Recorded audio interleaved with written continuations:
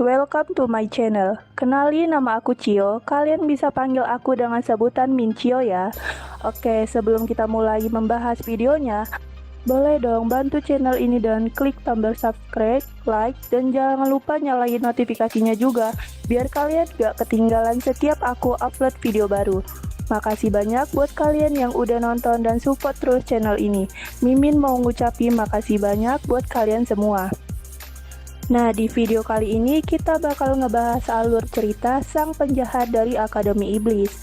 Jadi nggak usah lama-lama lagi, langsung aja kita masuk ke videonya. Let's go! Kenapa manusia itu ada di sini? Aneh sekali, ucap Arsene. Lalu Rene pun bertanya kepada Arsene, "Adele, apa kamu tahu siapa manusia itu?" Arsene pun mengatakan bahwa dirinya tahu. Dia adalah Ninai Sel, kepala dari keluarga Ninai. Dia adalah seseorang yang berhubungan sangat erat dengan protagonis asli dari cerita ini. Bukan hanya hubungan yang dekat saja, darah keturunannya sudah ditentukan dari lahir. Dia adalah ayah sang protagonis, Soul Shine, orang yang telah membuat keturunan kuat hanya dengan talentanya seorang diri. Pun di sisi lain, banyak peserta lain yang ikut membicarakannya dan juga mengenalnya. Mendengar itu, Arsene pun berkata, ada orang lain yang mengenalnya juga, itu adalah hal yang wajar, karena dia berhasil menyingkirkan banyak sekali keluarga demon. Lalu Ares pun berkata, tentunya, kami tidak mengharapkan kalian semua dapat menahan kekuatan penuh dari Soulside. Dia akan menggunakan sebanyak 10% dari kekuatannya, karena kalau dia menggunakan seluruh tenaganya, kita semua pasti akan kalah. Mendengar itu pun, Rene kemudian bertanya pada Arsene, bukankah 10% terlalu mudah? Arsene pun menjawab, tidak sama sekali. Bahkan saat dilemahkan monster tetaplah monster. Kekuatan 10% dari Sword Sign dapat dengan mudah menghancurkan seluruh kota.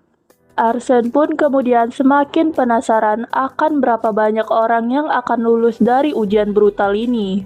Lalu Arsene merasa bahwa pasti ada standar kelulusan tertentu yang mereka harapkan. Arsene pun ingin melihat Information School, tapi dia tidak memiliki banyak uang dan jumlah pertanyaan yang bisa ditanyakannya juga pasti terbatas. Setelah itu pun Ares kembali berkata, dengan level kalian saat ini, kalian tidak bisa melawannya sendirian. Jadi kami akan membagi kalian menjadi kelompok beranggotakan 4 orang. Untuk menjaga sportivitas, 8 terdepan dari ujian pertama akan ditaruh di lokasi yang berbeda. Dan sisanya akan ditempatkan secara acak. Arsene pun mulai khawatir dan berkata, 8 terdepan yang dimaksud pasti ahli waris Seven Deadly Sins. Dan aku, ya, kurasa aku akan digendong.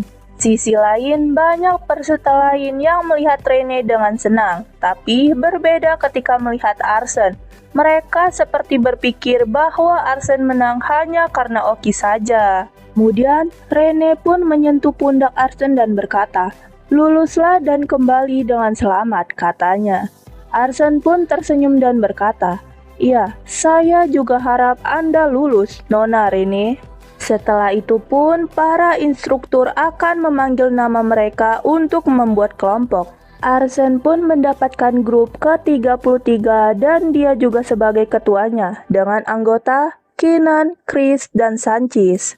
Arsene pun merasa bahwa dia tidak mengenal nama-nama itu. Dan apakah mereka hanyalah ekstra yang tidak punya pengaruh banyak dalam cerita asli? Lalu Arsene pun menghampiri mereka dan berkata, aku Adele, salam kenal. Dan mereka pun mengenalkan dirinya. Halo, aku Chris dan ini Keenan, ucap mereka berdua. Dan temannya juga mengatakan bahwa yang itu adalah Sanchez. Sanchez pun berkata, Health Demon sebagai ketua tim, penistaan atas nama baik keluargaku. Arsene pun yang mendengar itu merasa bahwa orang yang tak terkenal pun juga dapat meremehkannya. Penistaan atas nama keluarganya. Apa dia pikir itu adalah ahli waris Seven Deadly Sins? Ucap Arsene. Kemudian Arsen pun berkata, "Ya, ayo kita sama-sama berjuang sebaik mungkin." Mereka pun sangat antusias kecuali Sanchis. Kemudian Arsen pun berkata, "Pertama-tama kita akan membagi peran. Tolong perlihatkan weapon atau kemampuan yang kalian gunakan." Lalu Arsen pun menyuruh Chris untuk duluan. Setelah itu Chris pun menunjukkan kekuatannya. Dia pun mengatakan bahwa kekuatannya adalah mana transformation. Dia bisa mengeluarkan triangular fist lalu mengubahnya menjadi armor atau pedang. Sambil mengeluarkan kekuatannya dan berkata, kekuatannya tidak begitu kuat, tapi ini serbaguna. Lalu Arsen pun mengatakan, begitu ya. Arsen pun kemudian berpikir, kemampuannya tidak buruk sama sekali, dia lulus. Lalu Arsen pun menyuruh Kina untuk menunjukkan kekuatannya, dan Kina pun berkata, aku bukan tipe combat, aku lebih ke tipe support. Kina pun menunjukkan kekuatannya dan berkata, aku berdoa kepada Demon God untuk meningkatkan speed milik sekutuku. Setelah itu pun Kina kelelahan dan berkata, bagaimana? Kau merasa lebih ringan kan? Mendengar itu pun Arsen hanya diam dan tidak lama kemudian dia pun berkata, ya sepertinya begitu. Kina merasa kesal dengan ucapan Arsen lalu berkata, jahat banget sih. Melihat itu pun membuat Arsen panik dan berkata, aku cuman bercanda kok, jangan marah. Chris pun hanya tertawa melihat itu. Arsen pun mulai berkata di dalam hatinya, bolehlah daripada tidak ada sama sekali, tapi lemah sekali, aku nyaris tidak merasakannya. Dan Arsen pun mulai bingung bagaimana dia bisa lulus ujian pertama tadi. Sekarang giliran Sanchis untuk menunjukkan kekuatannya. Kemudian Sanchis pun berubah menjadi manusia berbulu. Arsen pun berpikir, oh kemampuannya mengeraskan diri ya, sempurna untuk tank. Lalu Sanchis pun menyuruh Arsen untuk menunjukkan kekuatannya. Sebuah benda jatuh ke lantai, dan Arsen pun tiba-tiba melesat ke hadapan Sanchis, membuat Sanchis kaget. Lalu Arsen pun berkata, teleportasi, itulah kemampuanku. Setelah itu pun mereka berdua kompak berkata bahwa kemampuan Arsen itu memang bagus. Arsen pun kemudian berterima kasih atas pujian mereka. Dia pun juga berkata kepada dirinya sendiri, tetap saja, siapa yang tahu serangan apa yang akan datang. Jadi, aku tidak akan menunjukkan seluruh kemampuanku dulu. Lalu, Arsen pun mengatakan tentang posisi mereka. Chris dan Sanchis yang pandai defisit akan maju duluan, sedangkan dirinya akan mengambil posisi ke tengah, dan Kina akan mensupportkanku dari belakang. Mereka pun kemudian setuju dengan keputusan Arsen, dan Arsen pun kemudian menyuruh mereka untuk persiapan karena sebentar lagi akan dimulai. Setelah itu pun ujian kedua pun dimulai. Grup 1 maju ke depan. Arsen pun melihat mereka dan berkata, oh, walaupun mereka melawan Swordshine, mereka memiliki semangat di mata mereka. Kemudian Nina Isel menggerakkan pedangnya ke arah mereka dan menebas pedang itu, membuat peserta yang lain pun kaget melihat itu. Peserta dari grup 1 merasa kesakitan di area perut mereka akibat serangan tersebut. Arsen pun merasa ada yang aneh dan berkata, aku bahkan tidak melihatnya bergerak, apa benar tadi hanya 10% dari kekuatannya. Kemudian grup kedua juga mengalami hal yang sama sampai grup ketiga, dan saat giliran grup keempat maju ke depan, tapi mereka malah protes dan mengatakan bahwa tidak ada gunanya karena kami pasti akan kalah. Lalu Ares pun berkata, baiklah, kalian berdua boleh melewati ujian ini. Apakah kedua sisanya akan melanjutkan? Mereka pun berkata bahwa mereka mau melanjutkannya. Mendengar itu pun Arsen pun berkata di dalam hatinya, mereka akan mencobanya. Begitu ya, syarat untuk melewati ujian kedua mungkin adalah itu. Chris pun berkata, apa mereka tidak perlu mengambil ujian? Tanyanya. Arsen pun menjawab, tentu saja tidak. Kemudian instruktur pun menyuruh grup keempat untuk memulai. Di sisi lain, teriaklah Arsen yang sedikit khawatir karena grup keempat hanya 2 orang saja. Itu akan membuat mereka kalah. Lalu Cell pun menyerang mereka dengan sebuah pedang miliknya. Dan hanya 1 kali serangan mereka langsung kalah. Arsen pun berkata di dalam hatinya, kalau dia menggunakan Sword Aura sesungguhnya, mereka berdua pasti sudah terbelah menjadi 2. Kemudian Chris pun bertanya, apakah kita benar bisa mengalahkan monster terkuat itu? Dengar hal itu pun membuat Sanchez berkata, apa kau sungguh takut pada manusia biasa? Lalu di sisi lain, Arsen mendengar suara getaran di kaki Sanchez. Itu membuktikan bahwa dirinya lah yang takut. Kemudian grup 5 pun juga sama dikalahkan. Begitupun grup 9 juga masih belum berhasil. Di grup 10 mereka memilih mengundurkan diri. Lalu di grup 20 juga belum berhasil. Sampai di grup 30. Total sebanyak 5 grup mengundurkan diri begitu saja. Tidak ada satupun grup yang berhasil memberikan serangan signifikan kepada Sword Sign. Mereka pun kemudian bersiap untuk melawan Ninaxel. Pertarungan melawan lawan yang tak terkalahkan dan tidak ada larangan untuk mengundurkan diri dari pertengahan. Ucap mereka yang akan melawan itu. Dan mereka pun berhasil menahan itu. Semakin lama berjalannya ujian, semakin lama juga pertarungannya berjalan. Kemampuan mereka semakin baik dibandingkan dengan aplikan sebelumnya. Kemudian Arsen pun menyadari sesuatu dan berkata, begitu ya, jadi itu persyaratan sebenarnya untuk lulus dari ujian kedua. Namun tiba-tiba Sanchez berteriak kecil dan berkata, sebentar lagi giliran kita. Chris pun merasa sedikit takut. Arsen pun kemudian berkata, aku tahu bagaimana kita bisa lulus ujian kedua. Tapi Sanchez tidak mengerti apa yang sedang dikatakan Arsen. Lalu Arsen pun melanjutkan perkataannya. Kriterianya adalah, walaupun kau kalah melawan lawan yang sangat kuat, kau harus bangkit dan bertarung sampai akhir. Mereka bertiga pun mendengarkan Arsen dan Arsen melanjutkan perkataannya. Menilai dari bagaimana instruktur memperlakukan mereka yang telah mengundurkan diri dari kekuatan Sword Sign, aku yakin akan ini. Sanchez pun ingin mencela ucapan Arsen, tapi Arsen langsung berkata, tapi sebelum dia berkata, mereka sudah dipersilakan untuk maju.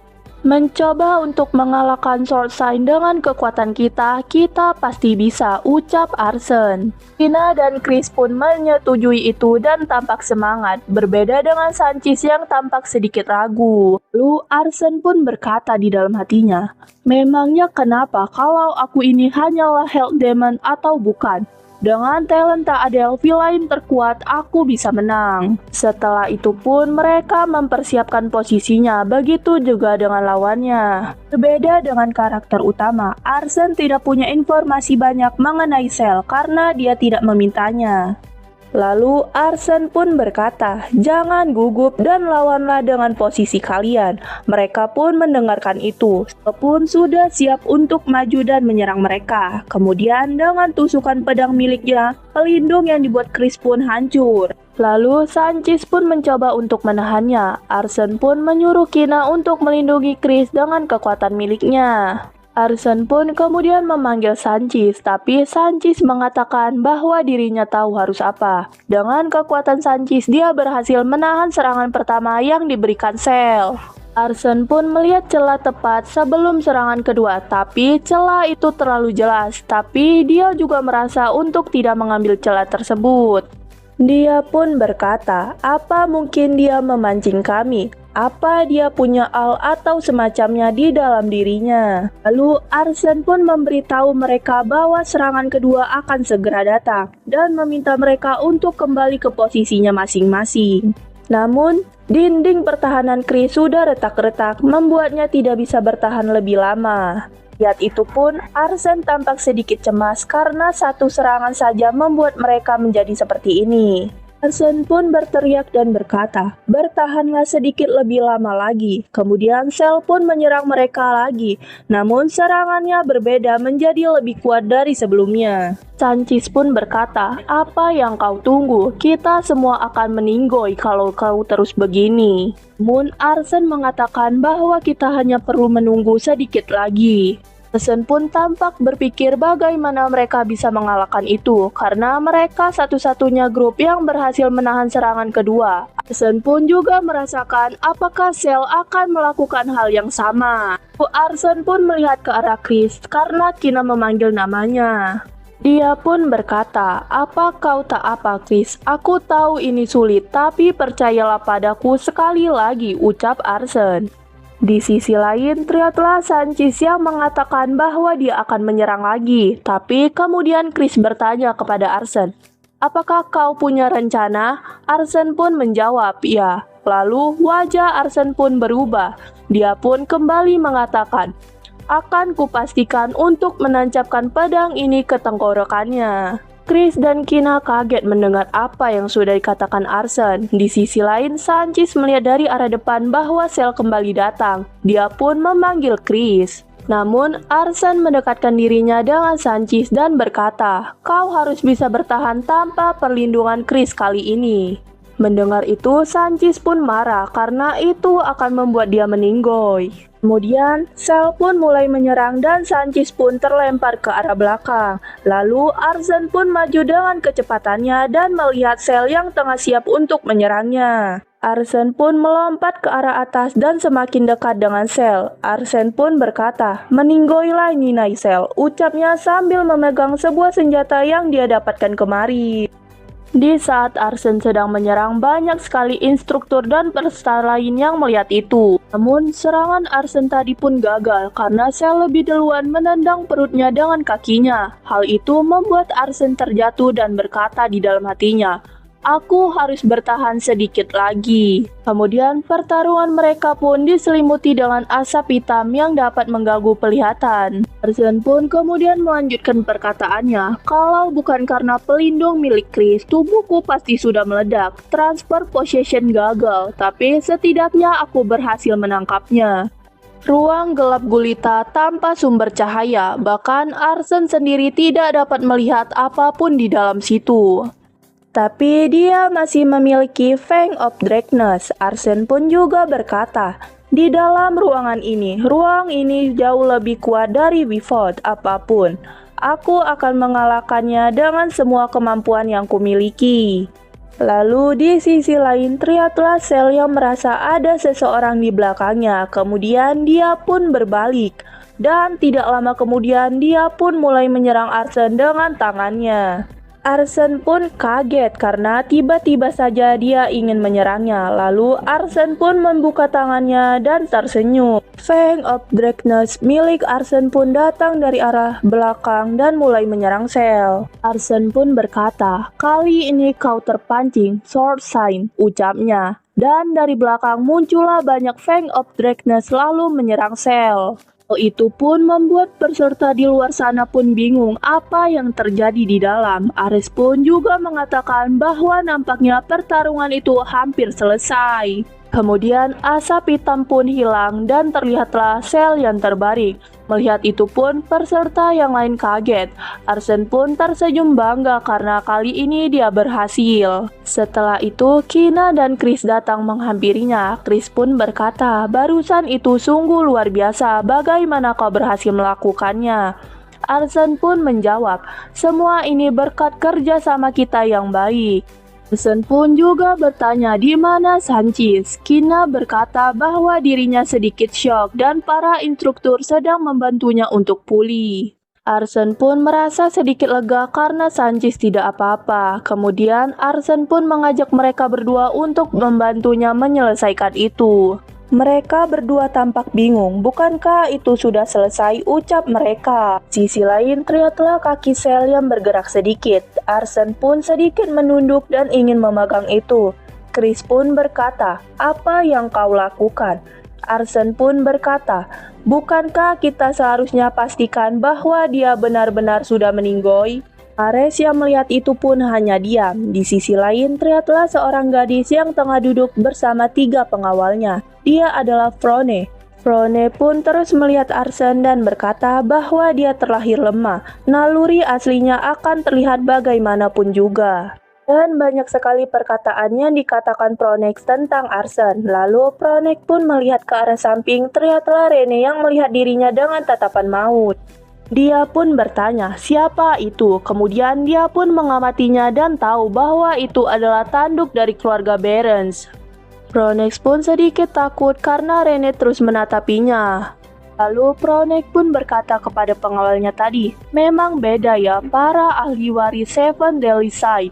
Mereka sudah memulai pertarungan intimidasi. Siapa ya yang akan menang nanti? Mereka pun mengatakan tentu saja Pronex, gadis yang lain bahkan tidak ada apa-apanya. Di sisi lain, terlihatlah Arsene yang melihat ke arah belakang dan dia pun berkata, bukankah itu Rene? Tapi kenapa dia mengeluarkan niat membunuh?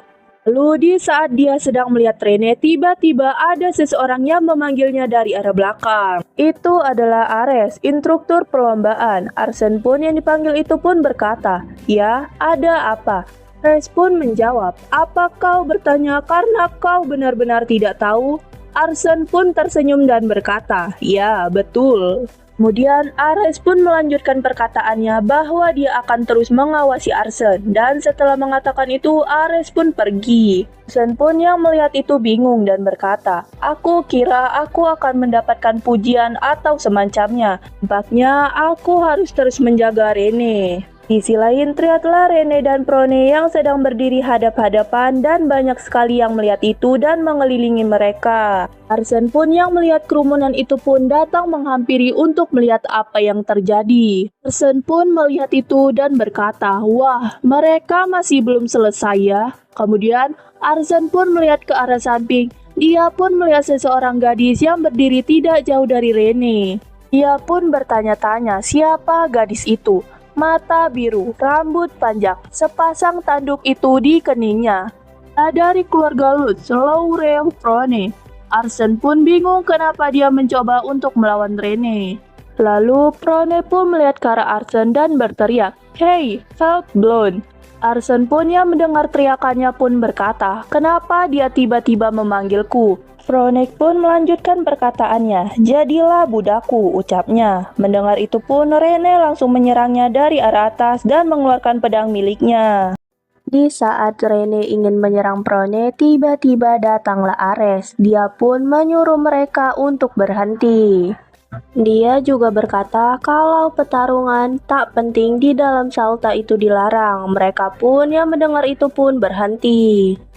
Arsene pun kemudian merasa sedikit lega karena Ares menghentikan mereka. Di sisi lain, terlihatlah Rene yang memasukkan pedang miliknya kembali. Melihat itu pun, Pronex kesal karena tiba-tiba sekali dia seperti itu. Lalu Arsene pun berkata kepada Rene, apa Anda baik-baik saja Nona? Tanyanya. Mendengar itu pun, Rene hanya memperhatikan dirinya. Lalu Arsene pun kembali berkata bahwa grup Rene akan maju sebentar lagi dan tiba-tiba Rene mengambil sebuah kain kemudian mengelap wajah Arsene yang penuh dengan keringat. Namun di sisi lain terlihatlah Prone yang heran dengan mereka berdua karena mereka seperti pasangan kekasih. Arsene pun berpikir bahwa dia diperlakukan lebih baik karena dirinya berhasil lulus. Rene pun berkata kepada Arsene, kamu menyembunyikan kekuatanmu kan, agar terlihat lemah. Namun belum sempat Arsene menjawab, tiba-tiba grup Rene sudah dipanggil. Kemudian Rene pun pergi meninggalkan Arsene. Mendengar ucapan Rene barusan membuat dirinya berpikir, aku telah menggunakan seluruh kekuatanku untuk lulus. Apa aku memang terlihat selemah itu? Kurasa sepertinya dia mengira aku adalah prince keluarganya. Dan tiba-tiba ada seseorang yang menyuruhnya untuk menyebutkan nama. Ya, dia tidak lain adalah Prone.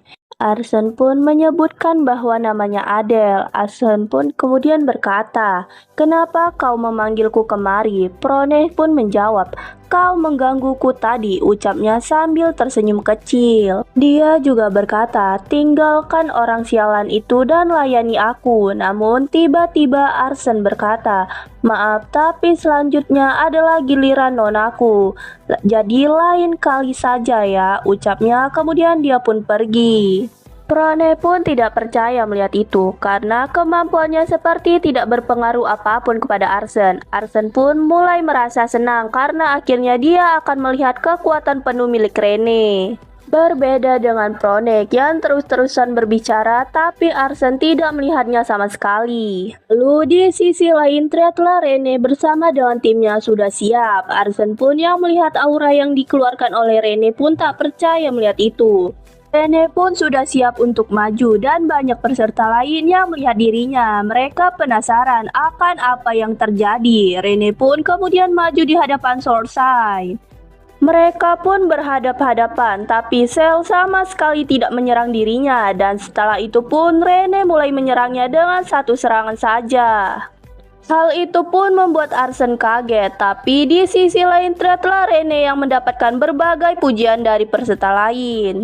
Arsen pun berkata, "Mustahil, apa benar yang kulihat tadi? Dia menang dengan semudah itu." Arsen pun kemudian berpikir bahwa Sel sudah mengidentifikasi kekuatan level Rene. Itu sebabnya dirinya tidak langsung menyerang Rene. Kemudian dari arah belakang, Pronek pun berkata, sayang sekali, aku tidak punya kesempatan melihatnya dipermainkan oleh Sorsai. Tapi setidaknya dia memang harus sekuat itu jika dia ingin berdiri untuk melawanku." Arsen pun tidak mengerti apa yang barusan Pronek bilang. Dia pun berkata, "Apa maksudmu jika semua ahli waris dari Seven Deadly Sins berkumpul? Mereka semua pasti bisa mengalahkan Sorsai yang asli." Pronek pun mengatakan bahwa tidak ada makhluk di zaman sekarang yang bisa mengalahkan Sorsai jika sebelumnya Demon King masih hidup. Arsen pun kemudian berkata, "Tapi jika kalian telah memiliki kemampuan yang melewati 10% dari kekuatan Sorsai." Mendengar itu pun membuat Pronek marah dan berkata, "Apa kau mengejekku? Siapapun yang memiliki mata pasti tahu bahwa barang palsu menyedihkan itu jauh lebih lemah dari 10% kekuatan Sorsai sesungguhnya." Arsen pun kaget mendengar itu, lalu dia pun berkata di dalam hatinya, "Jika bahkan aku kesulitan melawan lawan palsu yang bahkan bukan 10% dari kekuatan aslinya, dia mungkin creator dari dunia ini, tapi dia tidak tahu apapun mengenai Demonic Cream." Kemudian grup ke-35 sudah mulai dipanggil, hanya para Seven Deadly Sins lah yang tersisa.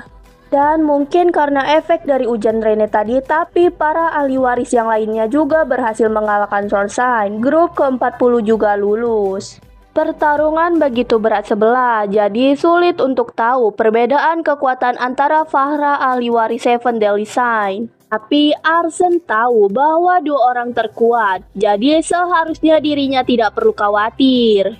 Kemudian Ares pun berkata, "Ini akhir dari ujian, semuanya berkumpul di depan podium." Nah, dirinya akan mengumumkan hasil dari ujian kedua. Dia juga mengatakan bahwa semua orang yang berpartisipasi dalam pertarungan dinyatakan lolos, baik yang menang ataupun tidak. Mendengar itu pun Arsen berpikir bahwa dugaannya benar kalau mereka yang mengundurkan diri dinyatakan gagal. Setelah mereka berkumpul, Ares pun berkata, karena mereka telah lulus, mereka telah resmi menjadi anggota dari Salta. Mendengar itu pun banyak orang yang terlihat senang. Ares pun kemudian berkata, "Tapi jangan senang dulu, jalan neraka menunggu kalian dan saking sulitnya kalian akan tergoda untuk mundur."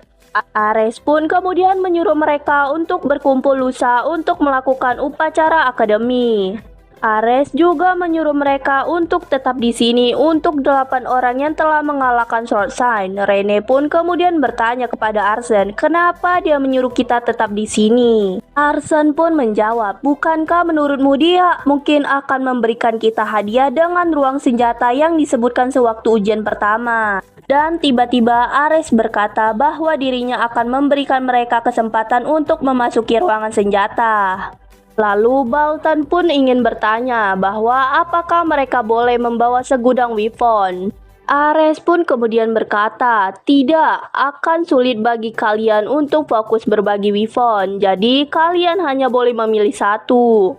Lalu Ares pun mengantarkan mereka ke ruangan senjata itu. Dan di saat Ares membuka pintu itu pun muncullah cahaya berwarna biru. Mereka pun yang melihat itu sangat tidak menyangka. Apa benar ini ruang persenjataan? Kenapa terlihat seperti semacam pintu masuk ke dungeon? Ares pun berkata untuk mereka masuk satu persatu sesuai dengan urutan terbaik sewaktu ujian tadi. Arsene pun merasa sedikit kecewa karena dirinya lah yang masuk terakhir. Tapi di sisi lain terlihatlah Baltan yang sangat senang karena dirinya lah yang masuk pertama. Baltan pun berkata, aku akan memilih weapon terbaik. Dengar itu pun Ares kesal dengan tingkahnya dan menyuruhnya untuk diam lalu masuk. Rene pun kemudian bertanya kepada Arsene, aku akan mengambil artefak karena aku sudah memiliki weapon. Bagaimana denganmu, Adele? Arsene pun berkata bahwa dirinya akan mengambil artefak juga. Lalu Arsene pun tampak berpikir, lalu dia pun berkata, apa itu artinya yang lain juga akan melakukan hal yang sama? Apakah nanti akan ada sisa sewaktu giliranku? Ucapnya. Lalu Ares pun menyuruh yang lain untuk masuk karena Balta sudah keluar. Balta pun keluar dengan mahkota di kepalanya. Melihat itu pun Arsene berkata, sesuai dugaanku, semuanya memilih artefak. Apa sebaiknya aku mengambil armor saja? Dan Rene pun dari arah belakang memanggil Arsene dan berkata bahwa ini adalah gilirannya. Namun Arsene pun salpok dengan gelang yang ada di tangan Rene. Dia pun bertanya, apa boleh saya tahu kegunaannya? Rene pun mengatakan bahwa dia akan tahu kalau dirinya sudah masuk karena di dalam ada deskripsinya. Rene juga mengatakan bahwa ada beberapa item yang tidak memiliki deskripsi. Mendengar itu pun Arsene berkata di dalam hatinya, apa itu artinya artefak-artefak itu tidak berguna? Menurutku tidak mungkin, apalagi karena mereka merawatnya dengan baik. Kemudian Ares pun menyambar lamunan Arsene dan berkata bahwa dirinya tinggal yang terakhir. Lalu Ares pun mengamati wajah Arsene kemudian berkata, kalau ada yang perlu disampaikan, sampaikan saja.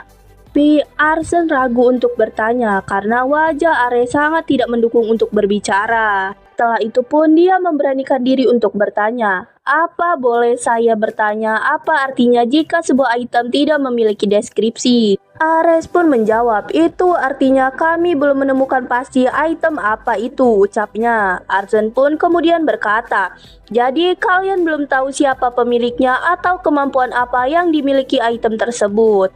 Ares pun menjawab, tepatnya begitu. Kalau kau beruntung, kau mungkin akan mendapatkan item dengan kemampuan yang luar biasa. Tapi kalau kau sial, kau mungkin akan dikutuk seumur hidupmu. Lalu Ares pun menyuruh Arsene untuk masuk karena waktu mereka sudah tidak banyak lagi. Arsene pun kemudian masuk dan melihat sekeliling. Dia pun berkata, lumayan terang dan rapi juga di dalamnya. Semoga tidak ada yang tiba-tiba menyerang. Arsene pun kemudian melihat sebuah ruangan yang bercahaya. Dia pun yakin bahwa itu adalah ruangannya. Dia pun melihat beberapa tembok kaca yang melindungi senjata-senjata di situ. Dia pun mulai membaca deskripsi sebuah senjata yaitu Twin Fang Spear, tombak yang digunakan oleh demon yang tak bernama untuk memburu ular. Dendam jiwa ular-ular yang telah terbunuh berada di dalam tombak itu dan sewaktu dicampurkan dengan mana dengan jumlah tertentu wujud 2 ular keluar dari tombak itu. Arsene pun yang membaca deskripsi itu pun terlihat berpikir karena kemampuannya tidak sebagus itu dan dia juga sudah memiliki bilah pisau. Lalu Arsene pun melihat ke arah senjata lain. Dia pun menemukan Starlight Crystal, sebuah bilah kristal yang memiliki Starlight. Pernah digunakan oleh astrologer handal. Tapi lagi-lagi Arsen merasa tidak cocok karena dirinya menggunakan elemen dart. Kemudian dia pun melihat ke arah tembok kaca yang lain. Dia pun melihat kalau itu kosong. Dia pun semakin penasaran item apa yang dulunya ada di situ. Dia pun berkata, "The Great Cycles of Victor," memberikan penggunaan recovery, ability, dan stamina sampai kematian pemiliknya. Dia pun merasa kalau itu mirip dengan yang digunakan Baltan di kepalanya tadi. Dia pun berpikir bahwa dirinya sudah menyingkirkan item-item yang ada di novelnya. Ya, tapi tidak disangka bahwa mereka berada di situ. Arsen pun kembali melihat-lihat. Dia pun melihat kalau sudah banyak artefak yang sudah diambil. Dia pun berteriak karena sudah tidak ada lagi yang tersisa. Kemudian dia pun berpikir bahwa para ahli Seven Deadly Sign banyak mengambil yang terbaik. Apa yang harus kulakukan, ucapnya. Karena kebanyakan armor dan senjata sudah tidak terlalu bagus. Kemudian dia pun melihat ke arah lain. Dia pun melihat sebuah pedang. Dia ingin mengambil itu, tapi dia takut kalau itu adalah artefak terkutuk. Lalu dia pun bertanya kepada kertas miliknya dan mulai menulis sesuatu. "Beritahu aku tentang Broken Sword yang tidak punya deskripsi di ruangan senjata."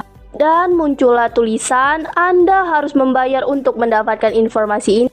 Tolong bayar dengan artefak atau 100 gold." Tapi lagi-lagi Arsen malah salpo ke arah lain. Dia pun mulai menulis sesuatu. "Beritahu aku tentang damage scroll yang tidak punya deskripsi ini." Tapi lagi-lagi kertas itu meminta bayaran dengan 50 gold.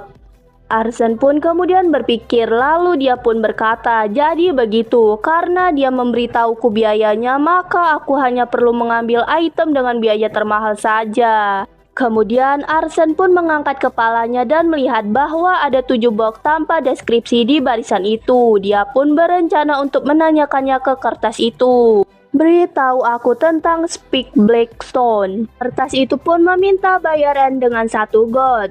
Banyak sekali yang ditanyakan Arsen, dan kertas itu pun ada meminta bayaran 100 gold dan ada juga 50 gold.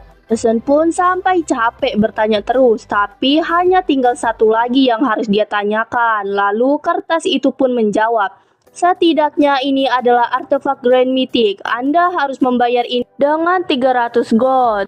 Arsen pun kaget dengan bayaran yang dimintanya. Dia pun merasa kalau artefak itu lebih baik dari semua artefak para Seven Deadly Sign yang ngambil. Dia pun mengatakan kalau dirinya akan mengambil itu, tapi tiba-tiba dia melihat ke arah tembok kaca yang lain yang terlihat seperti bercahaya.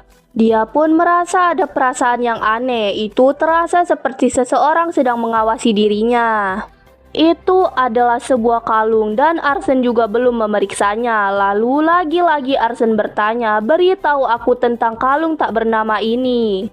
Namun tiba-tiba kertas itu mengeluarkan aura berbeda. Arsen pun merasa aneh. Kertas itu pun berkata, "Anda harus menawarkan dewa." Mendengar itu pun Arsen kaget karena dia meminta hal itu. Arsen pun merasa apakah ini adalah item legendary? Arsen pun merasa bahwa ini adalah keberuntungannya. Tapi kemudian dia berpikir dewa mana yang harus dipersembahkan karena jangankan Demon God, Minor God pun dia tidak punya. Dia pun melihat kalung itu dan dia ingin menggunakan mananya sedikit, tapi itu sama sekali tidak bekerja. Arsen pun merasa frustasi karena dirinya tidak berhasil-hasil. Dan kertas itu pun hanya menyuruh untuk mempersembahkan dewa. Namun Arsen tidak menyerah begitu saja. Dia pun kembali menulis sesuatu di kertas itu. Tapi lagi-lagi kertas itu hanya meminta persembahkan dewa. Lalu Arsen pun menyerah dan mengambil kalung itu. Kemudian dia pun memakai kalung itu dan mengecek status Windon. Benar saja, mana yang dimiliki Arsen pun bertambah. Setelah melihat itu pun Arsen keluar karena dia sudah menemukan barang yang dia mau. Tapi tiba-tiba Aris yang melihat Arsen keluar pun bertanya, "Kalung apa itu?" Arsen pun mengatakan bahwa dirinya tidak tahu soal item ini. Ares pun kemudian berkata, kau memilih artefak tanpa tahu fungsi atau identitasnya. Jadi apakah kamu tahu tentang sesuatu? Namun Arsen mengatakan bahwa dirinya tidak tahu tentang kalung itu. Mendengar itu pun Ares terus memperhatikan wajah Arsen. Arsen pun yang melihat itu berkata di dalam hatinya, wajahnya begitu lagi, kenapa dia sangat tidak suka kepadaku? Kemudian Ares pun berjalan pergi dan berkata bahwa dirinya percaya karena sebagai instruktur Sultan dirinya harus percaya kepada kadetnya. Setelah itu pun Ares mengatakan untuk mereka merawat artefak yang sudah mereka pilih karena di masa sulit artefak itu akan menjadi nyawa tambahan. Arsen pun melihat semua peserta yang ada di sampingnya sambil berkata, semua orang di sini selain aku adalah orang yang berpotensi untuk memimpin dunia demon kelak. Mereka akan mendapat banyak investasi dan dukungan di masa depan. Kemudian dia pun berpikir apakah dirinya bisa berhasil di Sultan. Dan terdengarlah suara Ares yang mengatakan mereka untuk bubar karena mereka akan bertemu lagi di upacara penerimaan. Setelah itu pun Arsen dan Rene ingin pergi dari situ, namun tiba-tiba ada yang menyentuh pundak Arsen sambil berkata, pemimpin grup 33, maaf, apa aku terlalu tidak sopan saat kita pertama bertemu, ucapnya. Arsen pun yang mendengar itu pun membalikkan badannya. Baltan pun kembali berkata, senang bertemu denganmu, aku Baltan. Caramu bertarung sungguh mengesankan, ucapnya sambil mengulurkan tangannya. Melihat itu pun Arsen menjabat tangannya sambil memperkenalkan dirinya. Arsen pun kemudian berkata di dalam hatinya, ini tiba-tiba, tapi baguslah kalau dia mendekatiku duluan. Namun tiba-tiba Baltan menggenggam tangan Arsen terlalu kuat, membuat Arsen merasa ada yang aneh. Arsen pun merasa kesakitan karena genggaman itu. Kemudian Arsen pun berkata di dalam hatinya, Baltan adalah orang yang tidak peduli tentang orang lemah. Dia hanya tertarik pada orang kuat dan didorong oleh rasa iri dan serakah. Karena dirinya pernah mendorong protagonis di dunia manusia sampai sekarang. Tapi ketika dirinya sadar dengan potensinya, sang protagonis dia pun mengampuninya dan berkata bahwa mereka akan bertarung lagi nanti. Intinya adalah dia adalah orang yang gila tempur. Kemudian Baltan pun berkata, ada apa? Kau terlihat kesulitan, ucapnya. Mendengar itu pun Arsen mengatakan bahwa dirinya tidak apa-apa. Setelah itu pun sebuah pedang di belakang Baltan pun bercahaya. Lalu Arsen pun menggunakan teleportasinya dan berpindah ke belakang Baltan. Arsen pun berkata, mari hentikan ini, tesnya baru saja berakhir dan kita semua lelah. Namun Baltan pun tertawa dan berkata, aku bahkan tidak mengantisipasi itu. Kau kuat, mari kita bertarung di sini sampai salah satu dari kita meninggoy. Mendengar itu pun Arsen kaget, dia juga mengatakan bahwa dirinya tidak ingin bertarung. Lalu terdengar suara teriakan dari belakang, ya itu adalah suara Rene. Rene pun mengatakan hentikan, kalau kau mau bertarung dengan pengawalku, kau harus bertarung denganku juga, ucap Rene. Baltan pun tertawa mendengar itu. Dia juga berkata, melawan kalian berdua itu agak berlebihan dan aku tidak ingin terluka sebelum sekolah dimulai. Ya, aku yakin akan banyak kesempatan, sampai jumpa nanti Adele, ucap Baltan. Kemudian dia pun agak menjauh dari mereka. Mendengar ucapan Baltan, Arsen pun berkata di dalam hatinya, dia bilang dia tidak mau terluka sebelum sekolah dimulai, tapi dia mau bertarung denganku sampai meninggoy. Lalu Arsen pun melihat ke arah Baltan seperti dua orang kepribadian. Dia dengan mudah merubah sikapnya. Dan setelah itu Rene pun mengajak Arsen untuk pergi. Arsen pun mengikuti itu dan berkata, baru 1 hari tapi rasanya sudah berhari-hari berlalu. Aku mulai menantikan hidup di Sultan. Di sebuah tempat kecil, Arsen terbangun karena hari ini adalah hari libur untuk mereka. Dia pun melihat dirinya di cermin sambil berkata, tubuhku juga terasa lebih baik, aku memang tumbuh lebih kuat. Dan Arsen pun mulai mencoba seragam sekolah yang dikirimkan Sultan. Setelah memakai seragam itu pun Arsen berkata bahwa mereka tidak memperbolehkan kami untuk memakai apapun selain seragam itu selama 3 tahun. Namun tiba-tiba Arsen kepikiran dengan Rene. Dia pun penasaran dengan penampilan Rene. Dia pun kemudian mendatangi kamar Rene. Mendengar suara ketukan pintu pun Rene bertanya, "Siapa itu?" Arsen pun berkata, "Ini Adele, Nona Rene. Saya ingin bertanya, apa Anda butuh sesuatu sebelum pergi?" Tapi Rene menyuruh Arsen untuk masuk. Arsen pun melihat penampilan Rene sangat kaget dan berkata bahwa dirinya sangat cantik. Mendengar itu pun pipi dan telinga Rene merah, tapi Rene mengalihkan pembicaraannya dan berkata mau kemana. Namun Arsen dapat melihat kalau dia sedang salting. Kemudian Arsen pun berkata, "Hari ini hari libur yang langka, jadi saya berpikir saya akan jalan-jalan sebentar di kota." Arsen pun juga mengatakan untuk Rene istirahat karena dirinya akan pamit sekarang. Melihat Arsen pun yang ingin keluar, Rene memanggilnya dan berkata, "Ada sesuatu yang perlu kamu lakukan kan?" tanyanya.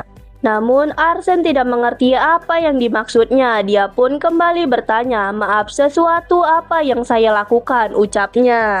Arsen pun tampak berpikir apa yang sudah dia lupakan. Dia pun terus mengingatnya dan tiba-tiba Rene pun memanggilnya dengan sebutan pengawal. Hal itu membuat dirinya sadar dan berkata, "Aku melupakan hal itu karena bersemangat untuk istirahat sendiri." Rene pun kemudian berkata, "Aku akan pergi denganmu, jadi biarkan aku mengganti pakaianku dulu," ucapnya. Mendengar itu pun membuat Arsen tak percaya apa yang dia katakan karena dia harus membuang waktu liburnya itu. Kemudian mereka pun pergi ke sebuah pasar. Mereka pun berjalan sambil melihat-lihat dan tiba-tiba Rene memanggil dirinya bahwa dirinya menginginkan sesuatu. Dia pun mengatakan bahwa dirinya ingin makan itu. Mereka pun menghampiri penjual itu. Arsen pun bertanya kepada penjual itu, "Sate apa ini?" ucapnya. Penjual itu pun berkata, "Ini daging rusa yang dibumbui dengan sayur mayur." Mendengar itu pun Arsen semakin penasaran dengan sate itu. Dia pun memutuskan untuk membeli 2. Mereka pun mulai memakan sate yang telah dibeli Arsen, kemudian mereka kaget dengan rasanya. Karena dia sangat menyukai itu, begitu juga dengan Rene. Setelah makan itu pun mereka kembali melanjutkan perjalanannya sambil berbincang-bincang dan tiba-tiba mata Arsen tertuju dengan sebuah patung yang berukuran cukup besar. Dia pun berkata, "Ini patung siapa?" ucapnya. Mendengar itu pun Rene mengatakan, "Apakah kau sungguh tidak tahu? Dia adalah Demon King pertama." Setelah mendengar ucapan Rene, dia pun merasa kalau patung tersebut mirip dengan Diana. Karena dirinya jarang sekali bisa melihat wajah Demon King, dia pun mulai mendekati ingin melihat lebih dekat. Dan ketika dirinya semakin dekat, tiba-tiba patung tersebut mengeluarkan cahaya biru di matanya. Bukan hanya itu, melainkan kalung yang dipakai Arsen pun juga mengeluarkan cahaya. Hal itu membuat Arsen semakin kaget dan berkata, "Apa yang terjadi? Kenapa kalung ini tiba-tiba menyala?" Dan semakin lama kalung itu terus mengeluarkan cahaya ke arah patung tersebut. Arsen pun kemudian melihat kalau salah satu permata di dalam kalung itu berubah berwarna abu-abu. Dirinya semakin bingung apa yang sebenarnya terjadi. Tapi di sisi lain terlihatlah Rene yang sedikit bingung melihat Arsen. Dia pun bertanya, "Apa yang kau lakukan, Adele? Kenapa kau mendadak mengeluarkan artefakmu dan melihat itu?" ucapnya. Dan dia pun melihat ke arah patung itu. Dia pun merasa aneh karena dirinya tadi benar-benar melihat kalau cahaya yang keluar dari patung itu dan dia juga melihat kalau kalung yang dirinya pakai berubah warna. Rene pun merasa aneh melihat ekspresi wajah Arsen. Arsen pun mulai merasa apakah dirinya yang hanya bisa melihat itu. Dia pun berkata di dalam hatinya, meski hanya Adele yang menerima jawaban tak jelas seperti tawarkan seorang dewa, tapi sekarang aku menemukan hal penting di tempat yang tak terduga. Dia pun mulai merasa kalau kalung itu memiliki hubungan dengan Demon King pertama. Karena sudah terlalu lama di luar, Rene kemudian mengajak Arsen untuk kembali. Keesokan harinya, Rene dan Arsen berangkat ke Sultan karena mereka akan melaksanakan upacara penerimaan. Terlihatlah Arsen dan Rene yang sedang berjalan menuju sebuah tempat. Kepala akademi dan instruktur sudah ada di auditorium, tempat di mana upacara penerimaan diadakan dan sekitar 100 murid baru datang. Arsen pun yang sedang melihat instruktur dan kepala akademi pun tiba-tiba mendengar suara dari belakang. Terlihatlah dua orang murid sedang berbicara mengenai kepala akademi itu. Salah satu dari mereka mengatakan bahwa, "Tak kusangka, bocil itu adalah kepala akademi kita." Dan temannya pun menjawab, "Bocil, anak itu adalah monster yang membuat kita kewalahan hanya dengan kehadirannya," ucap mereka berdua. Namun, mereka lagi-lagi mengatakan bahwa dirinya itu imut. Mendengar itu pun Arsene berkata di dalam hatinya, "Imut matamu, tubuhnya diselimuti tato, ukuran tubuhnya juga seperti anak-anak, tapi mereka menganggap itu imut. Ada apa dengan mata mereka?" ucap Arsene. Dan tiba-tiba Luxian pun melihat ke arah Arsene dengan matanya yang sangat seram itu. Melihat itu pun Arsene kaget dan mengganti perkataannya kalau dirinya memang semenggemaskan itu. Arsene pun kemudian berpikir apakah dia bisa membaca pikiran orang, ucapnya. Lalu Ares pun mengatakan untuk semuanya diam karena upacara penerimaan akan dimulai. Semuanya pun langsung diam. Tepat saat pidato kepala akademi yang biasanya akan berakhir, suasananya mulai cair. Kemudian instruktur wanita pun berkata, "Dengan ini, pidato kepala akademi selesai. Sekarang mari kita mulai pengambilan sumpah dari kadet nomor 1 dan 2. Dan terlihatlah kadet 1 dan nomor 2 adalah Baltan dan juga Diana. Mereka pun dipersilakan untuk maju. Melihat itu pun Arsene tidak kaget karena dirinya sudah menduga kalau mereka akan mendapatkan posisi itu, dan dia juga merasa kalau sepertinya Rene juga biasa saja melihat itu. Arsene pun kemudian berpikir kalau alasan Rene mendaftar ke sini adalah untuk membalaskan dendam ibunya, dan dia juga tidak tertarik untuk berkompetisi. Sedangkan dirinya tak peduli apa yang orang lain katakan, karena dirinya akan melakukan hal yang harus dirinya lakukan. Dan setelah itu pun Arsene merasa ada sebuah tangan yang menunjuk dirinya. Dia pun menoleh ke arah samping dan melihat kalau itu adalah tangan Balta dengan tatapan mautnya. Arsene pun mulai kesal dengan tingkahnya. Dia pun berusaha untuk mengabaikan itu dan berusaha untuk tenang agar tidak terpancing emosi. Kemudian instruktur menyuruh para kadet teratas untuk maju, dan terlihatlah langkah kaki Diana pun menuju ke depan. Melihat Diana pun para murid yang lain merasa kagum. Baltan dan Diana pun mulai melakukan sumpah yang mengatakan bahwa dirinya akan menghapus aib kami dan berjanji membangun kembali Demonic Rim. Namun di sisi lain terlihatlah Arsene yang sedikit berpikir bahwa saat mereka melakukan sumpah, suasana di auditorium berubah. Dirinya pun merasa bahwa dia bisa merasakan amarah dari mereka yang kehilangan rumah dan juga keluarga karena ulah manusia. Jika mereka tahu bahwa dirinya adalah keturunan Arsene, memikirkannya saja itu sudah membuat dirinya merinding. Arsene pun kemudian berkata di dalam hatinya, "Hal yang paling buruk, aku akan disiksa selamanya." Dan setelah beberapa lama kemudian upacara penerimaan Salta pun berakhir. Ares pun kemudian berkata, "Kadet, tolong cek papan pengumuman yang ada di belakang kalian untuk menemukan kelas kalian. Setelah selesai pergi ke ruangan yang telah ditentukan," ucap Ares. Mendengar itu pun Arsene mengajak Rene untuk melihat itu. Arsene pun melihat papan itu dan dia berada di ruangan A, sedangkan Rene berada di ruangan C. Melihat itu pun kemudian Arsene tersenyum dan berkata kepada Rene kalau dirinya berada di ruang C, tapi sejujurnya dirinya tidak ingin mereka berpisah. Rene pun melihat wajah Arsene dan kemudian berkata, "Hapus senyum itu dari wajahmu, kau tetaplah seorang pengawalku, jadi lebih baik kau datang di saat aku memanggilmu," ucap Rene. Mendengar itu pun Arsene langsung mengiyakan itu. Setelah Rene pergi pun dia berkata di dalam hatinya, "Bagus, sepertinya aku bisa tenang untuk sementara." Dan tiba-tiba ada seseorang yang menyenggol bahu Arsene sambil mengeluarkan tatapan sinisnya. Dia juga berkata, "Apa kau ingin meninggoy? Dasar sialan," ucapnya. Melihat itu pun Arsene merasa bahwa dirinya mengenal orang itu. Arsene pun berkata di dalam hatinya, "Keluarga Glutori, putra Parus yaitu Samuel. Kalau tidak salah dia lumayan kuat dari para anak Seven Delta Sign lainnya," ucapnya. Dia mencari masalah padahal dirinya lah yang duluan menabrak Arsene. Melihat tatapan itu pun Arsene meminta maaf karena dirinya tidak memperhatikan jalan. Samuel pun kemudian berkata, Kau beruntung, hari ini pertama sekolah, ucapnya kemudian pergi. Melihat itu pun Arsen berkata, kenapa semua anak dari Seven Deadly Sins seperti itu? Dia pun kemudian berpikir kalau tidak mungkin Balta juga ada di kelas A. Lalu di sebuah ruangan para instruktur dan kepala akademi sedang berbicara serius. Namun tiba-tiba seorang instruktur memukul meja dan berkata, kau menolak untuk mempercayaiku, aku adalah instruktur, layak Akademi Salta sekarang, ucapnya. Ares pun kemudian berkata, bukan itu intinya, tapi anak itu terlalu berbahaya. Aku menasehatimu berdasarkan pengalamanku, bahwa lebih baik aku saja yang mengurus mereka, ucapnya. Mendengar ucapan Ares pun, instruktur wanita itu pun marah dan berkata, mereka adalah murid yang sudah dipercayakan kepadaku, instruktur kelas A. Kau tidak bisa seenaknya begitu padaku. Mendengar keributan itu, Luxian pun berkata untuk mereka berhenti dan menyuruh instruktur wanita yang bernama Idea pun duduk. Idea pun duduk dan merasa sedikit kecewa. Lalu Luxian sebagai kepala akademi pun berkata, instruktur Ares, apa alasan dibalik perpindahan kelas yang kamu tangani ini, ucapnya.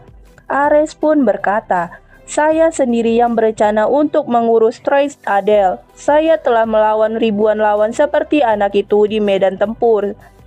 Anak itu terlahir sebagai pembunuh, ucapnya. Ares pun melanjutkan perkataannya bahwa dia bisa saja menodongkan pisaunya kepada kawannya kapanpun, jadi dia harus ditahan sekarang. Mendengar ucapan Ares pun, para instruktur lain berkata, bukankah kau terlalu khawatir akan seorang Help Demon? Dan juga ada yang mengatakan bahwa Adele terlalu lemah dibandingkan para ahli waris Seven Deadly Sins. Namun, Ares berkata bahwa kekuatan tidak diukur dari otot saja. Kemampuan untuk mencoba melakukan hal-hal berbahaya dan ketenangannya sepadan dengan mereka, para ahli waris Seven Deadly Sins. Itulah alasan Ares mengapa dirinya ingin mengurus kelas A. Mendengar Ares ingin berkata lagi, tiba-tiba instruktur Idea ingin mengatakan sesuatu. Dia pun berkata, jadi pada akhirnya maksudmu itu kamu tidak bisa mempercayaiku? Mereka pun terus berdebat, namun di sisi lain ternyata Luxian yang sudah pusing dengan perdebatan mereka. Lalu kemudian dia pun mengatakan cukup, membuat semuanya pun diam. Luxian pun berkata, aku paham atas kekhawatiranmu instruktur Ares, tapi kelas sudah dibagikan, memindahkan mereka sekarang hanyalah akan memperburuk keadaan, ucap Luxian. Mendengar itu pun Ares mengatakan bahwa dirinya paham. Tapi Luxian kembali berkata, namun karena tidak ada salahnya berhati-hati, instruktur Idea berikan perhatian khusus kepada anak bernama Adele itu, ucapnya. Instruktur Idea pun merasa senang dengan keputusan itu dan dia pun menyetujui itu. Dan rapat itu pun diakhiri dan para instruktur dipersilakan untuk menyambut kelasnya masing-masing. Namun di kelas A ternyata Arsen yang tidak menyangka bahwa dirinya akan satu kelas dengan Prone dan juga Samuel. Tapi dia sedikit bersyukur karena dirinya tidak satu kelas dengan Baltan dan juga Diana. Namun di saat Arsen tengah duduk di mejanya, Pronek menghampirinya dan berkata, kenapa kau mengikutiku jauh-jauh kemari, ucapnya. Arsen pun menjawab, penempatan kelasnya dilakukan secara acak. Mendengar itu pun Pronek tertawa dan berkata, bagus sekali, aku akan memberikanmu hak khusus untuk menjadi budakku di sini. Arsen pun yang mendengar ucapan Pronek lagi-lagi merasa bosan dengan apa yang dia katakan. Namun tiba-tiba Samuel dari arah belakang memanggil mereka berdua dan berkata kalau mereka tidak diam, dia akan membunuh mereka. Mendengar ucapan Samuel tadi pun Pronek sedikit kesal dan terjadilah keributan. Tapi Arsen tetap berada di posisinya tanpa mengikuti keributan itu. Dan tiba-tiba terdengar suara pintu terbuka dan muncullah instruktur Idea. Instruktur Idea pun berkata, kalian berisik sekali ya. Kalian tidak sedang berkelahi di hari pertama sekolah kan, ucapnya.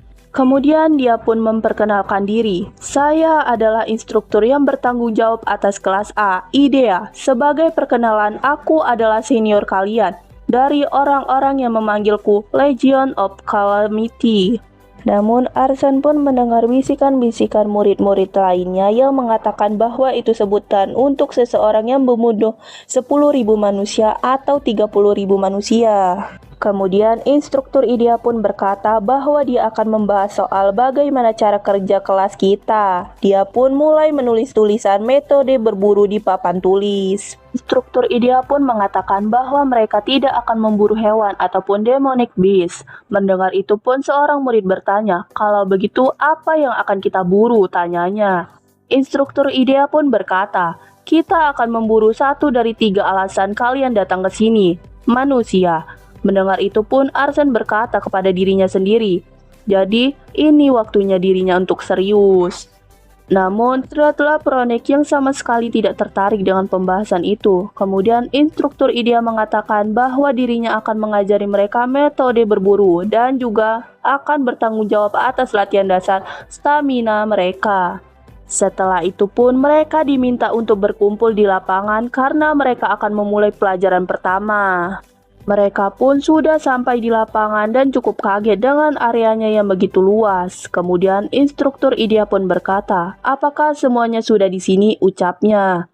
Mendengar itu pun semua murid melihat ke arahnya dan dia pun menyuruh mereka untuk berkonsentrasi dan fokuslah pada benda yang ada di tangan instruktur Idea. Lingkaran hitam yang berukuran kecil sekarang berubah semakin besar. Lalu keluarlah beberapa manusia yang seperti mayat itu. Mereka semua pun kaget, namun instruktur Idea mengatakan bahwa mereka bukanlah manusia sesungguhnya. Mereka hanyalah ilusi yang dibuat dengan magic.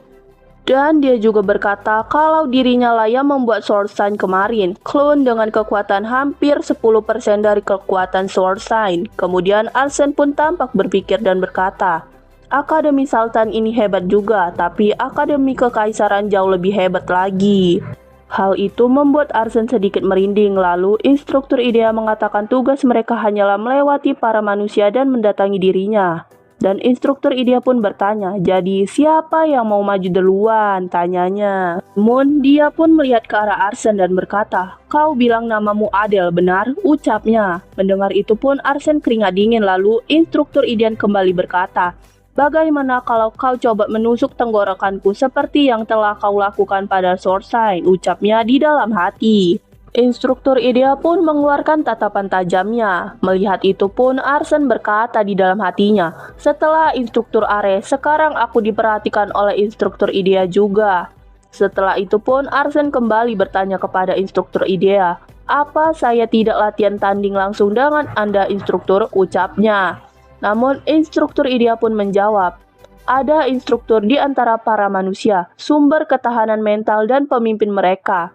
Manusia jatuh seperti domino begitu pemimpin mereka gugur. Dan kalau pemimpin mereka kuat, maka mereka juga," ucap instruktur Idea. Lalu instruktur Idea juga mengatakan bahwa dia akan berperan sebagai pemimpin manusia. Setelah mendengar semua penjelasan dari instruktur Idea, Arsene pun mengerti.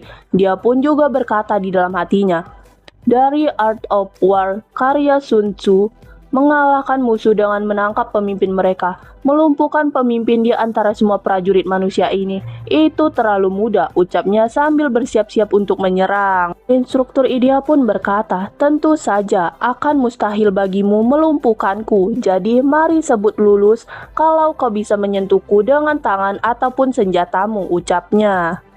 Dan kemudian pun instruktur Idea mengatakan untuk memulai. Lalu terlihatlah Arsene langsung maju dan berada di belakang instruktur Idea dengan mengarahkan pisau bilanya ke arah leher instruktur Idea. Idea pun kaget mendapat serangan itu. Arsene pun kemudian berkata, "Apa ini lulus instruktur?" Namun sebelum tadi Arsene menyerang instruktur Idea, dia sudah menyusun strategi, yaitu adalah jarak beberapa belas meter antara dirinya dan instruktur Idea. Awalnya dirinya hanya bisa berpindah beberapa meter. Ini progres yang bagus, karena hal itu dia lebih mudah menghancurkan markas musuh. Tapi di sisi lain terlihatlah pisau itu tidak sedikit pun melukai instruktur Idea. Malahan instruktur Idea memegang ujung pisau itu, tapi dirinya seperti sudah terlindungi.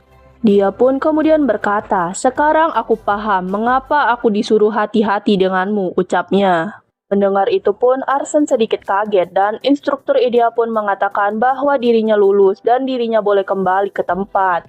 Arsene pun kemudian berjalan ke tempat sambil berpikir, "Apa ini kebencian atau keingintahuan? Aku tidak tahu bagian mana dariku yang membuat mereka begitu waspada." Mereka tidak menemukan aku siapa kan, ucapnya sedikit takut kalau identitasnya terbongkar.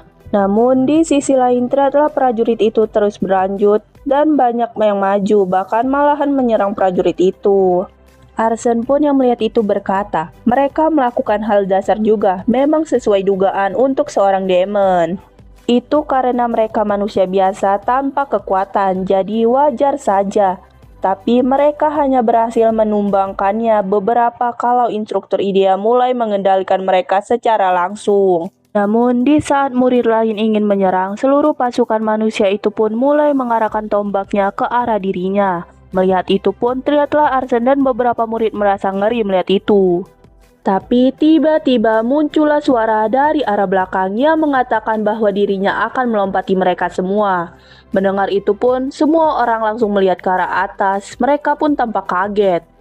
Dan tiba-tiba pasukan manusia itu pun mengambil panahannya dan mulai melemparkan anak panah itu ke atas. Dan benar saja dirinya juga tidak berhasil. Melihat itu pun Arsen berkata, possession transfer memang kuat, seharusnya aku bisa mengincar posisi teratas di kelas kalau begini. Setelah itu pun instruktur IDEA mengatakan untuk kadet selanjutnya maju. Dan seorang pria datang dari arah belakang Arsen dan berkata untuk minggir. Dia tidak lain adalah Samuel. Melihat sifat sombong membuat Arsen semakin penasaran apa itu sesuai dengan level kemampuannya. Kemudian Samuel pun maju dengan aura hijau di sekeliling badannya dan mulai berkata bahwa dirinya akan memulai. Ia pun mulai mengambil posisi dan kemudian mengeluarkan cahaya hijau yang semakin lama semakin membesar. Dan kemudian menjadi seperti angin puting beliung berwarna hijau. Arsen pun melihat Samuel mengendalikan angin itu dan mulai menyapu semuanya.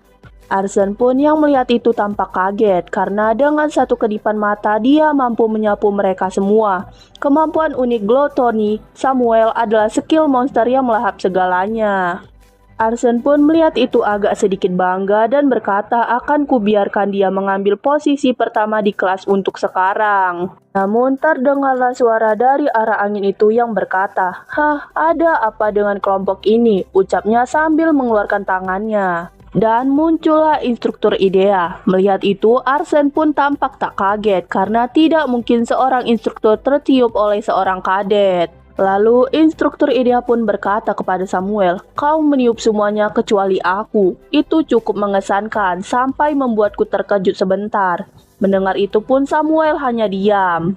Dan kemudian instruktur IDEA mengatakan bahwa dirinya gagal. Samuel kaget mendengar pernyataan itu.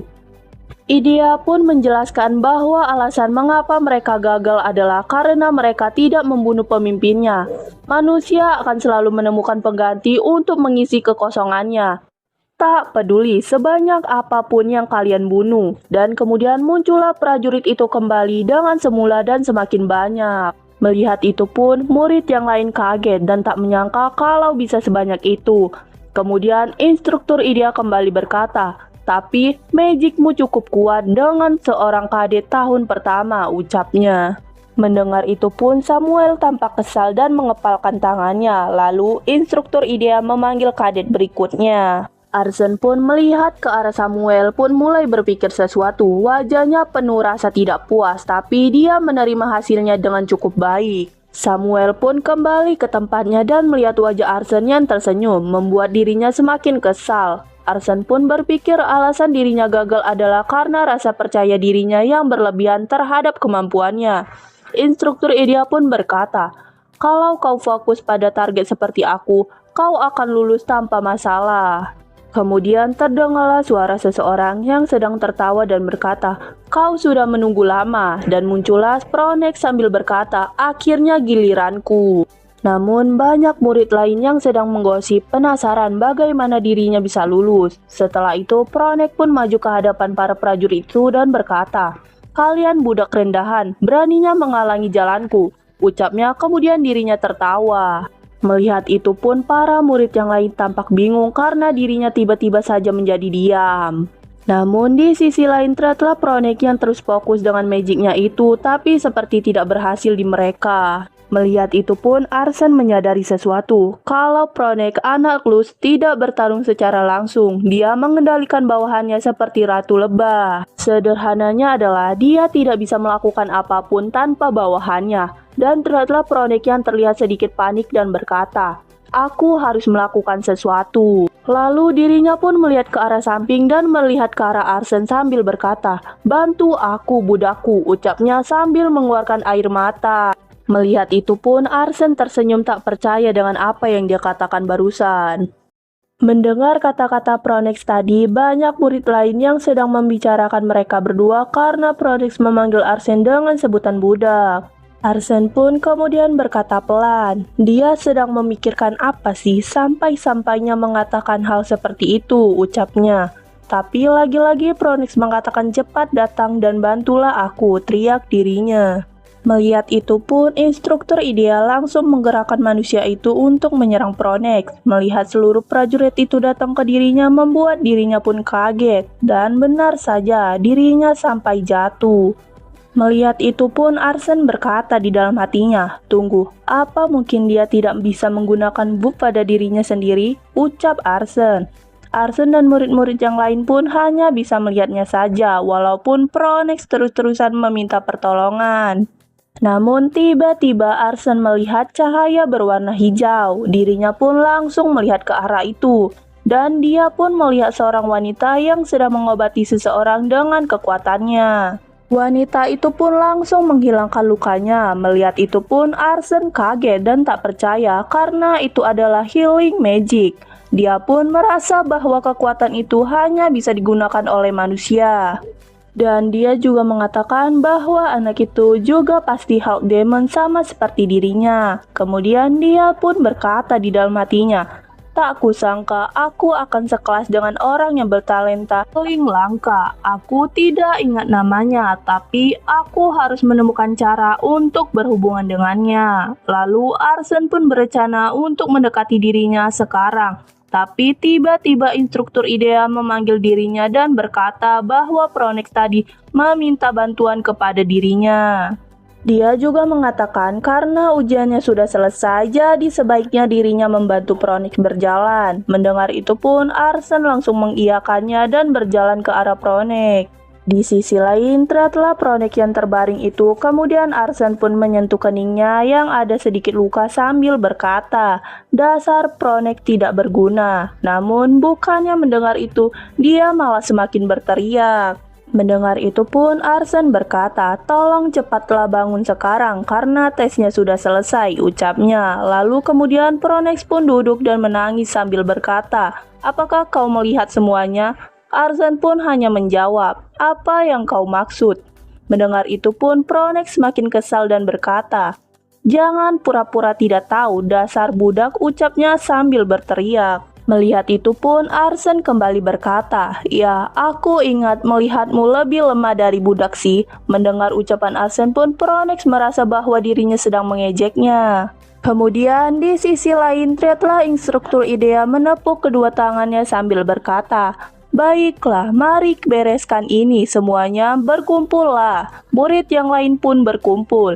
Lalu instruktur ideal kembali berkata, "Aku punya ekspektasi, tapi hasilnya ternyata berbeda. Tetap saja kerja bagus atas tugas pertama kalian. Pengalaman seperti ini penting agar kalian tahu posisi kalian," ucapnya. Namun terlihatlah Samuelnya masih kesal karena dirinya gagal. Begitu juga dengan Pronex yang terlihat sedikit kecewa. Lalu instruktur ideal kembali berkata, "Dengan mengetahui hal-hal ini, kalian bisa saling mendukung satu sama lain agar kalian bisa bekerja sama dengan sempurna di dalam pertarungan." Di Akademi Kekaisaran, murid-murid dibagi berdasarkan kemampuan mereka, tapi di Salta penempatan kelas dilakukan secara acak, jadi kerjasama adalah kunci. Dan instruktur ideal juga mengatakan bahwa satu-satunya kadit yang lulus hanyalah Adele. Dia juga berkata kalau dirinya menanti perkembangan dirinya. Melihat tatapan itu pun membuat Arsen sedikit gugup dan berkata, "Terima kasih, saya akan bekerja keras untuk mempelajari semuanya." Setelah momen-momen itu pun, instruktur ideal menyuruh mereka semua untuk kembali ke kelas untuk melanjutkan kelas berikutnya.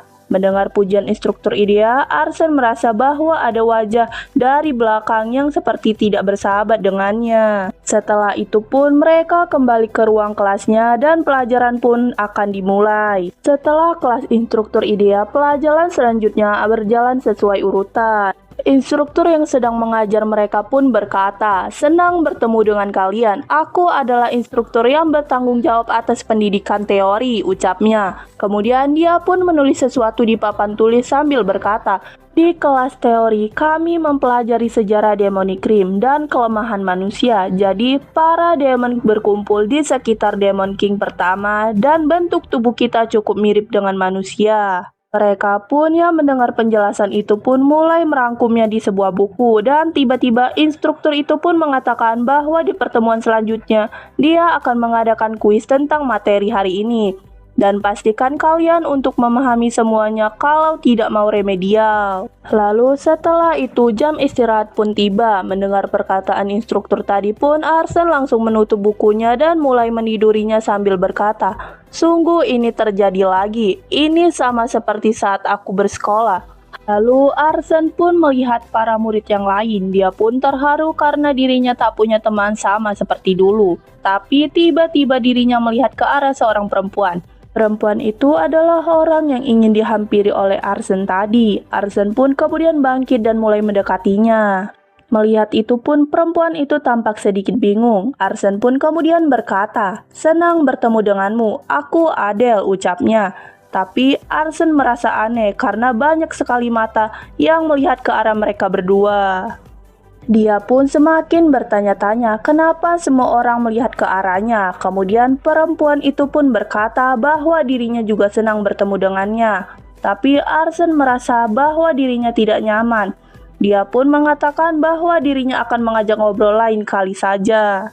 Mendengar itu pun perempuan itu mengiyakannya dan berkata sampai jumpa. Lalu Arsen pun keluar kelas dan ingin pergi ke toilet untuk mengisi mananya yang kesepian atau semacamnya. Namun tiba-tiba dirinya berpas-pasan dengan Samuel. Lihat itu pun Arsen berkata, "Sungguh kebetulan yang buruk." Samuel pun yang melihat ke arah Arsen langsung memasang muka kesalnya sambil berkata, "Kau lagi, aku baru saja ingin pergi." Arsen pun langsung menjawab dirinya dan berkata, "Pergi saja dulu, aku akan pergi setelah dirimu," ucapnya. Lalu Samuel pun berjalan melewatinya sambil berkata, "Kau membuatku muak, dasar makhluk rendahan," ucapnya. Mendengar itu pun Arsen kesal dan berkata, "Keluargamu pasti hebat ya." Tapi kemudian Samuel berbalik badan dan berkata, "Apa maksudmu?" Lalu Arsen pun mengatakan bahwa maksudnya adalah mereka bisa memproduksi sampah yang bisa berjalan dan berbicara seperti dirimu, ucap Arsen. Mendengar itu pun Samuel semakin marah dan berkata, "Dasar bocah, akan kucincang kau," teriak dirinya sambil mengeluarkan auranya. Lihat itu pun Arsen berkata di dalam hatinya, "Tak seperti Baltan, bocah ini mengeluarkan aura kebencian dan permusuhan murni. Jika bocah ini akan menghalangi rencanaku, maka lebih baik aku musnahkannya sekarang," ucap dirinya.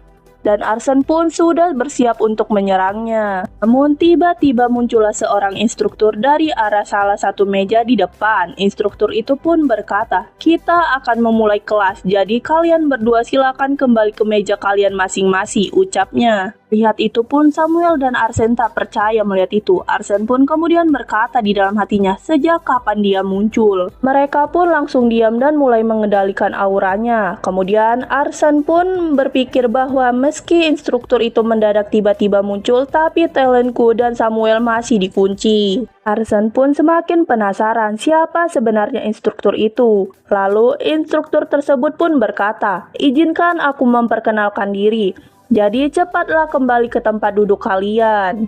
Dengar itu pun Samuel langsung berjalan dengan wajahnya sedikit kesal, berbeda dengan Arsen yang masih kepikiran soal tadi. Setelah mereka semua duduk, instruktur itu pun berkata, "Namaku adalah Loblok. Aku akan mengajari kalian magic mulai dari sekarang." Mendengar itu pun Arsen kemudian berkata, "Ah, jadi begitu. Ternyata dia instruktur magic. Jika dia seorang instruktur di Salta, pasti dia sangat hebat." Di dunia fantasi manapun, hal pertama yang muncul dalam pikiran adalah magic. Di novel yang telah dibuat Oyun pun, magic bukanlah sebuah talent atau trait. Itu hal yang sungguh berbeda. Arsen pun tampak berpikir dan berkata, mungkin itu bisa disebut sebagai skill, tergantung sudut pandang, itu bahkan bisa masuk ke dalam ranah akademis. Lalu setelah itu instruktur Roblox pun berkata, untuk mempelajari magic ada yang harus kalian pahami terlebih dahulu, ucapnya. Kemudian dia pun melanjutkan perkataannya, itu adalah atribut se. Elemen inti adalah air, water, wind, dan fire. Ini adalah 4 elemen dasar dan tambahan darkness dan light. Maka kau punya 6 atribut dasar. Per penjelasan itu pun Arsen mulai berpikir sesuatu. Atribut kebanyakan orang hanya punya 1, tapi kemungkinan dia memiliki 2. Keluarga Beres jelas menguasai darkness atribut, tapi sepertinya keluarga Arsen tidak menggunakan itu. Setelah itu pun instruktur itu berkata kalau mereka akan mengidentifikasi atribut yang mereka miliki. Kemudian dia pun mengeluarkan sebuah orbi di atas meja dan berkata, letakkan tangan kalian di orbi ini, maka warna yang akan muncul menunjukkan atribut kalian. Dan instruktur tersebut pun menyuruh mereka untuk membuat barisan kemudian maju satu persatu. Hal itu membuat Arsen berpikir untuk mundur dan melihat yang lain dulu. Lalu satu persatu pun murid maju dan meletakkan tangannya di atas orbi itu. Dan salah satu murid pun mulai meletakkan tangannya di atas orbi itu dan muncullah aura merah yang artinya dia memiliki atribut fire. Dan kalau hijau berarti wind atribut, katanya. Setelah itu pun instruktur itu memanggil yang lain untuk melanjutkannya. Setelah beberapa murid pun sekarang adalah giliran Arsen. Dia pun kemudian maju dan meletakkan tangannya. Melihat aura itu pun instruktur itu tampak berpikir warna itu. Arsen pun juga tampak bingung dengan warna yang keluar, karena yang keluar adalah warna setengah hitam dan setengah abu-abu. Kemudian Arsen pun bertanya, warna abu-abu itu atribut apa? Instruktur itu pun menjawab, black adalah darkness atribut, biasanya ada pada High Rank Demon, tapi abu-abu aku baru melihatnya ini. Dengar itu pun Arsen kemudian bertanya kembali, jadi Anda juga tidak tahu instruktur?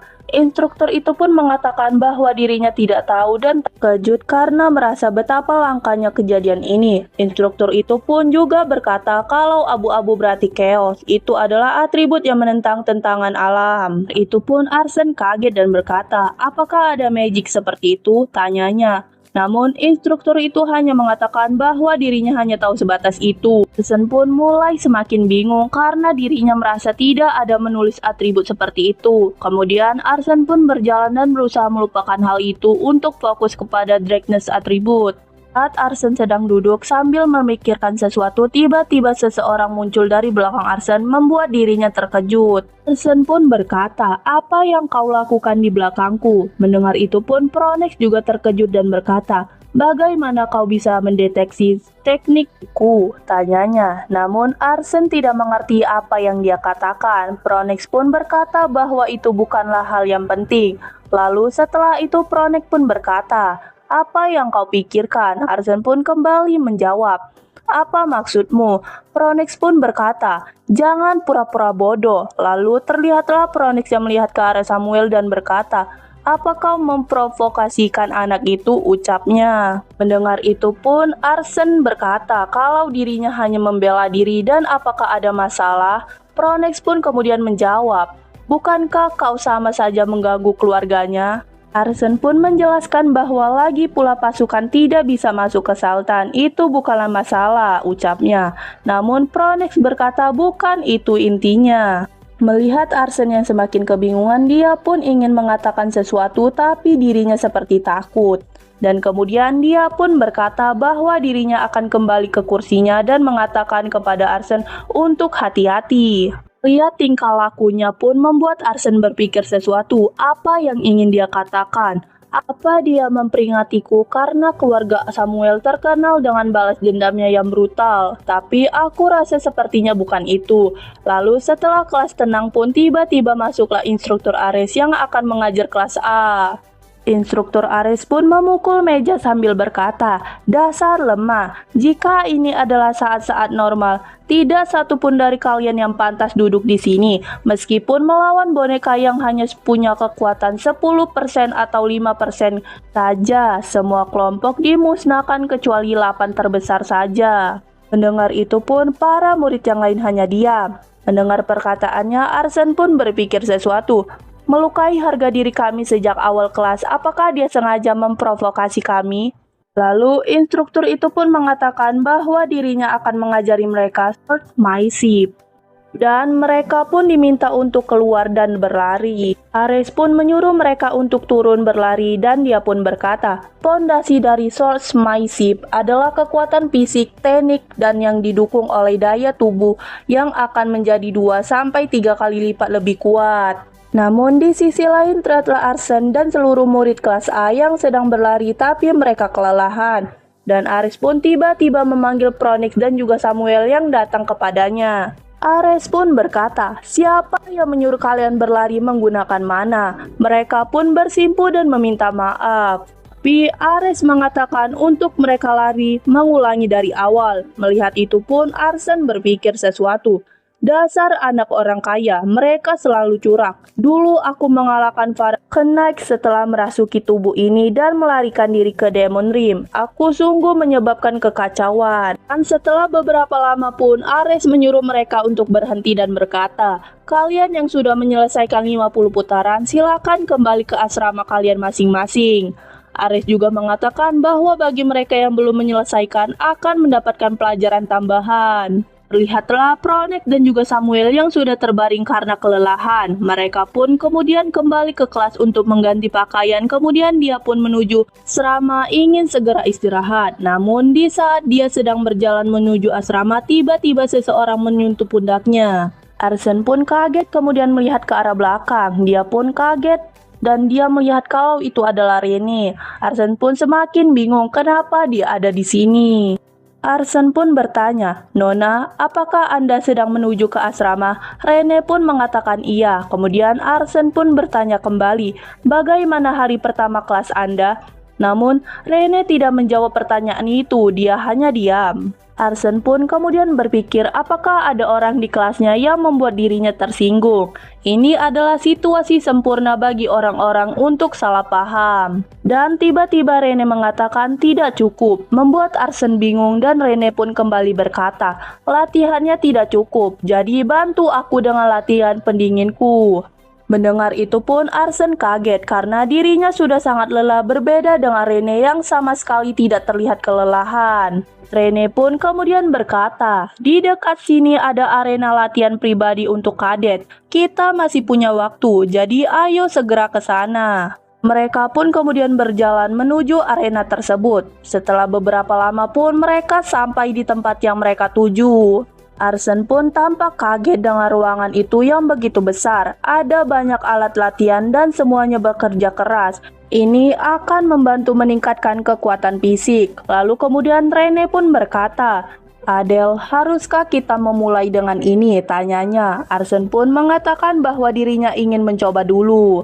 Dan Arsene pun mencoba mengangkat itu sekuat tenaganya, namun alat itu tidak terangkat sama sekali. Melihat itu pun Rene berkata, "Kau terlalu lemah, berhenti sebelum kau terluka." Arsene pun kemudian berhenti dan berkata di dalam hatinya, "Dengan tubuh Adele yang menghabiskan seumur hidupnya terkurung di dalam ruangan, ini terlalu berlebihan untuk aku lakukan." Rene pun kemudian mengangkat alat itu dan alat itu tersebut bisa terangkat. Arsene pun mengatakan, "Oh, Anda hebat, Nona Rene."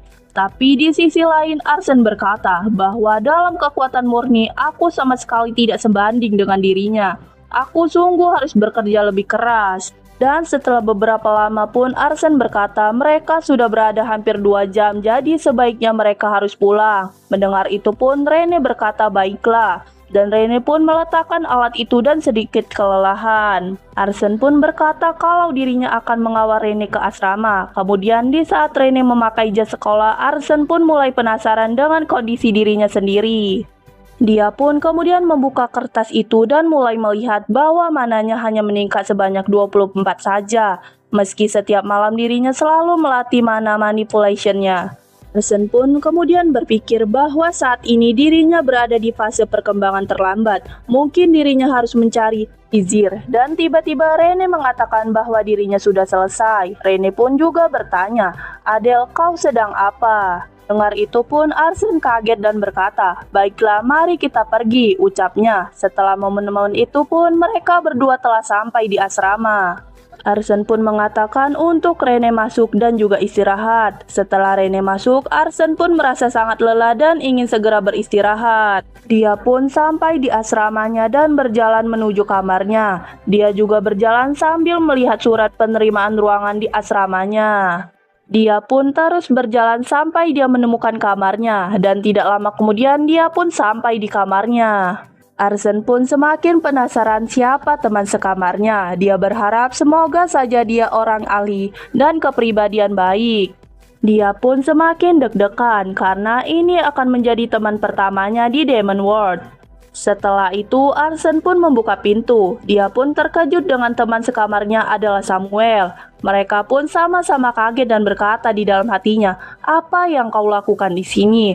Kemudian Arsen pun duduk di sebuah kursi dan di belakangnya Samuel. Arsen pun kemudian berkata, "Sial, keberuntunganku ampas. Dari semua orang, aku harus berbagi ruangan ini dengan orang ini," ucapnya sambil melihat Samuel. Dan tiba-tiba Samuel pun berkata, "Darah campuran menjijikan." Mendengar itu pun Arsen berkata di dalam hatinya, "Haruskah aku menghabisinya saja?" Arsen pun kemudian menghembuskan nafasnya dan berdiri dari kursinya. Melihat itu pun Samuel berkata, "Oh, kau mau bertarung?" tanyanya. Kemudian dia pun ikut berdiri. Melihat itu pun Arsen kemudian berkata, "Apa kau sudah gila? Kita akan terkena masalah jika kita bertarung di sini. Aku mau keluar sebentar." Mendengar itu pun Samuel hanya diam. Arsen pun berjalan menuju pintu sambil berkata, "Aku harap kau beristirahat dengan tenang," ucapnya sebelum pergi. Setelah Arsen pergi pun Samuel mengatakan, "Dasar sialan," ucapnya sangat kesal. Arsen pun yang sedang berjalan itu pun berkata, "Saat aku mengira aku bisa beristirahat, keparat itu ternyata teman sekamarku. Aku akan berjalan-jalan sebentar dan kembali saat dia tidur."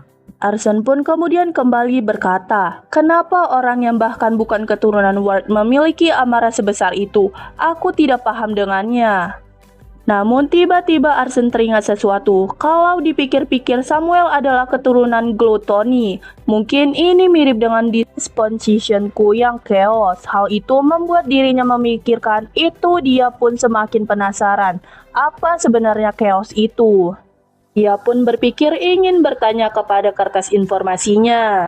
Tapi Arsen kemudian berpikir kalau dia tahu dia pasti sudah menjelaskan apa itu chaos saat dia mengajariku cara untuk menggunakan kekuatanku melalui tulisannya. Dirinya pun tidak jadi bertanya kepada kertas itu karena itu akan membuat dirinya membuang-buang uang saja. Dia pun kemudian terus berjalan untuk mencari tempat agar melatih mana Trace Nikui miliknya. Daripada pusing memikirkan hal itu, namun tiba-tiba Arsen mendengar suara burung. Arsen pun kaget karena itu adalah burung gereja. Dia tidak menyangka bahwa ada burung di tempat seperti ini. Arsen pun terus mengamati burung itu dan berkata bahwa ada beberapa binatang liar yang berkeliling di sekitar Salta. Itu adalah hal yang menarik. Dan setelah itu pun malam pun tiba. Arsen pun memutuskan untuk kembali ke kamarnya. Dia pun masuk dan melihat kalau Samuel sudah tertidur. Karena dirinya sangat lelah, dia pun langsung berbaring ke tempat tidurnya. Dirinya ingin segera tidur, tapi dia harus melakukan sedikit latihan mana sebelum tidur. Namun di saat Arsen memejamkan mata, tiba-tiba Samuel berdiri di hadapannya dengan matanya yang hijau. Samuel pun terus mengamati wajah itu sambil berkata di dalam hatinya, bahkan saat tertidur wajahnya itu tetap menyebalkan. Tapi di atas semua itu, dia sudah berani menghina keluargaku. Meski aku yang salah, aku tidak akan mau meminta maaf duluan. Kemudian dia pun pergi meninggalkan Arsen dan mulai duduk di kasur miliknya. Tapi lagi-lagi dirinya kepikiran tentang Arsen karena energi yang ditunjukkan saat di kelas ketika dirinya melihatnya, jantungnya terasa seperti berdenyut menyakitkan. Samuel pun kemudian duduk di kasurnya sambil memikirkan kalau rasa sakit itu dirinya pernah merasakan itu. Namun tiba-tiba Samuel merasa kesakitan. Dia pun berkata di dalam hatinya, Sial, apa glutoni menggila lagi? Rasa lapar ini tidak bisa dikendalikan. Rasa sakit ini seperti ada sesuatu di dalamku yang mengering, ucapnya sambil memegangi perutnya yang terasa begitu sakit. Dia pun mencoba menahan rasa sakit itu sambil berkata, "Dan yang lebih parahnya lagi, aku harus melihat wajah menyebalkan itu sampai pagi," ucap Samuel yang duduk sambil melihat wajah Arsen. Keesokan paginya, Arsen terbangun dari tidurnya dan melihat ke arah jendela. Dia pun melihat kalau sudah ada burung sepagi ini. Arsen pun kemudian berkata, "Aku tak percaya mereka membuat makhluk yang bukan murid untuk masuk, khususnya di tempat seperti yang sensitif terhadap gangguan dari luar." Arsen pun kemudian membuka jendela itu. Dia pun kemudian berpikir bahwa pasti ada seseorang yang ingin mengawasi dirinya dan bisa saja instruktur Aris yang selalu waspada dengan dirinya. Arsen pun kemudian mengatakan bahwa dirinya sudah memindai mananya dan bisa dipastikan bahwa burung itu bukan ilusi, melainkan benar-benar makhluk hidup. Arsen pun ingin menjinakkan burung itu dengan memberi makanan, tapi tiba-tiba dia kepikiran dengan sesuatu dan melihat ke arah tempat tidur Samuel. Dia pun merasa bahwa Samuel sudah pasti pergi keluar untuk sarapan. Hal itu membuat dirinya juga harus bergegas sebelum waktu sarapannya habis. Tapi tiba-tiba dia teringat kalau dirinya tidak tahu tempat makan itu. Setelah beberapa lama pun kelas dimulai, instruktur Idea pun masuk ke dalam kelas A. Melihat itu pun Arsen kemudian berkata di dalam hatinya, "Akhirnya malah aku tidak jadi sarapan karena kehabisan waktu berputar-putar untuk mencari tempatnya. Aku tidak yakin bisa fokus pada kelas hari ini atau tidak." Lalu setelah itu instruktur Idea pun berkata bahwa dirinya punya pengumuman penting. Mendengar itu, Arslan pun penasaran pengumuman penting seperti apa. Instruktur Idea pun mengatakan bahwa hari ini kita akan memiliki perwakilan kelas. Arslan pun kaget mendengar itu. Dan kemudian salah satu murid bertanya, "Gimana cara menentukan perwakilan kelasnya?" tanyanya. Instruktur Idea pun menjawab, "Sebenarnya aku berniat untuk melakukan voting pada beberapa kandidat, tapi aku berubah pikiran." Namun di saat instruktur Idea ingin mengatakan bahwa dia akan memiliki perwakilan kelas dengan cara lain, tiba-tiba teriaklah Pronek yang berdiri dari tempat duduknya dan kemudian berkata, "Anda membuat keputusan yang sangat baik, instruktur." Lihat itu pun Arsen berpikir sama seperti dalam novelnya. Instruktur memilih Pronek sebagai perwakilan kelas. Kepribadian Samuel membuat dirinya sulit untuk menjadi seorang pemimpin. Lalu tiba-tiba Pronek kembali berkata, "Sekarang aku pasti akan memimpin kelas ini dengan baik. Kalian semua harus memperlakukanku seperti seorang ratu," ucapnya dengan percaya diri. Arsen pun kemudian kembali berkata kepada dirinya sendiri, mungkin Pronek adalah pilihan yang terbaik, walaupun dia bukan yang terpintar, tapi dia memiliki karisma dan skill support yang terbaik. Namun dari arah lain, Arsen mendengar bisikan murid lain yang mengatakan bahwa, bagaimana kalau Adele? Dia terlihat cukup layak. Hell Demon sebagai perwakilan kelas. Kalau Samuel dia juga agak menyeramkan, ucap bisikan-bisikan murid-murid lain. Arsen pun yang mendengar itu kemudian berkata, "Apa performku saat kelas pertama memang sebagus itu? Aku tidak menyangka kalau namaku akan disebut." Lalu dia pun melihat ke arah Pronek dan mengatakan bahwa sepertinya Proneklah yang paling cocok sebagai perwakilan kelas. Di sisi lain, teriaklah Pronek yang masih berdiri kemudian berkata, "Tolong jangan malu-malu, instruktur. Langsung saja umumkan sekarang juga," ucapnya. Mendengar itu pun instruktur Idea kembali berkata, perwakilan kelasnya bukan kadet Pronek. Pronek pun kaget dengan apa yang dia katakan. Kemudian instruktur Idea mengatakan bahwa perwakilan kelasnya adalah kadet Adele. Mendengar itu pun Arsen kaget tak percaya bahwa dirinya lah yang dipilih. Dia pun mulai melihati instruktur Idea kemudian berkata di dalam hatinya, dia menunjuk seorang Help Demon sebagai perwakilan kelas, apa yang sebenarnya dia pikirkan. Setelah itu, instruktur Idea berkata, "Kadet Adele, kuharap kau bisa memimpin kelas ini dengan baik," ucapnya. Arsen pun menjawab baik dengan sedikit ragu.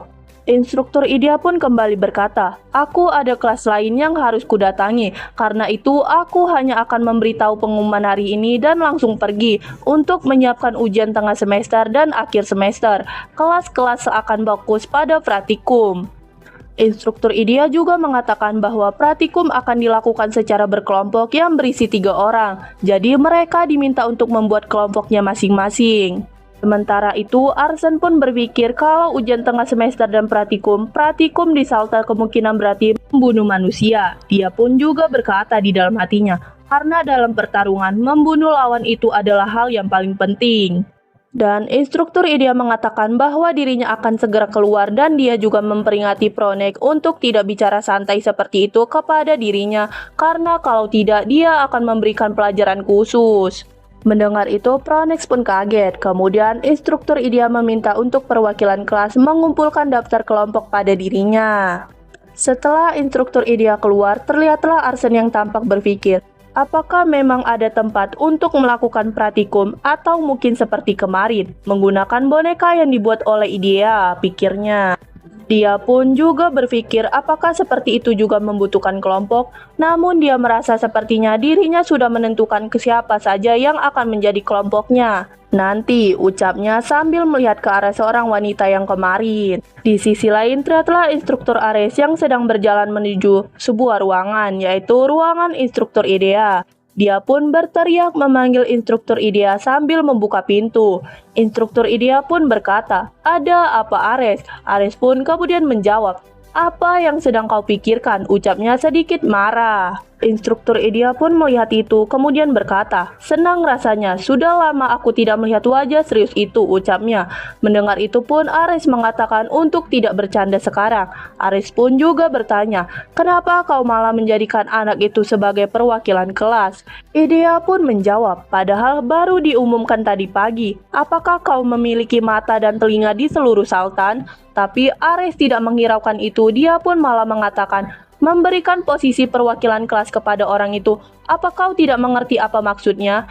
Namun, instruktur IDEA mengatakan bahwa dirinya sudah pasti tahu. Dia juga mengatakan bahwa ini hanya sementara, tapi dia memberikan otoritas penuh kepada kelas A. Mendengar itu pun membuat Ares semakin kesal dan berkata, "Kalau kau tahu, itu berartinya kau memang sudah gila." Kemudian Ares mengatakan untuk mengganti perwakilan kelas sekarang karena ini masih belum terlambat. Tapi kalau tidak, entah apa yang akan terjadi. Dan segitu dulu cerita untuk kali ini. Oh ya, kalau kalian suka jangan lupa like, comment, and share ke teman-teman kalian ya. Sampai ketemu lagi di video selanjutnya. Sayonara.